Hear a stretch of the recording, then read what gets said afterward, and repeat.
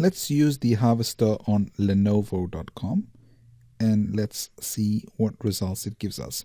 So it's searching Google right now, and let's see if it does give us the results that we like. As you will see here, it's found some email addresses which we can later use for exploit attacks. We could use it for phishing attempts, for spamming attempts, a number of different options available with email addresses, which we'll cover later. But as you can see, it's found a few email addresses. It's found particular web links as well.